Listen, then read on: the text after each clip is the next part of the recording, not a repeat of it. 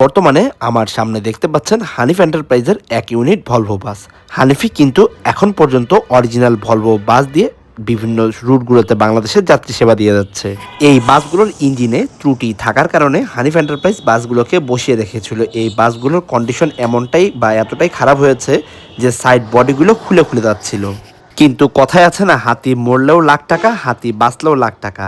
হানিফের এই legendary Volvo বাসগুলো কিন্তু তারই প্রমাণ দিয়েছে। বাসের ফ্রন্ট এবং সাইড বডির কি পরিমাণ বাজে অবস্থা আপনারা দেখতে পেয়েছেন। আর এ হলো বাসের ভেতরের অংশ, অর্থাৎ ভেতরে কোনো সিট নেই এবং ভেতরের অবস্থা বেশ ভালোই জরাজীর্ণ।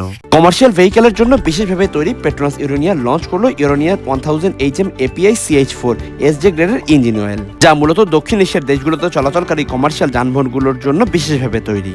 এর উন্নত টেকনোলজি নিশ্চিত করে আরো অধিক পারফরমেন্স ও ইঞ্জিনের সর্বোচ্চ সুরক্ষা। আর এই লঞ্চিং অফারে কিন্তু আপনারা একটা full sleeve T shirt free পেয়ে যাচ্ছেন।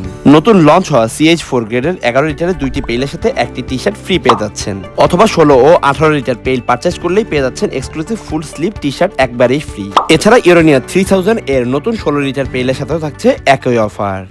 কিন্তু এরই মধ্যে হানিফ এন্টারপ্রাইজ এই বাসের ইঞ্জিন পরিবর্তন করেছে এবং বাস চলতে শুরু করেছে। সো আশা করা যাচ্ছে লেজেন্ডারি এই ভলভো বাসগুলো খুব দ্রুত আমাদের সামনে হাজির হবে নতুন একটা লুকে, নতুন পেইন্ট স্কিন এবং ভেতরের কাজগুলো সম্পূর্ণ নতুনভাবে হবে।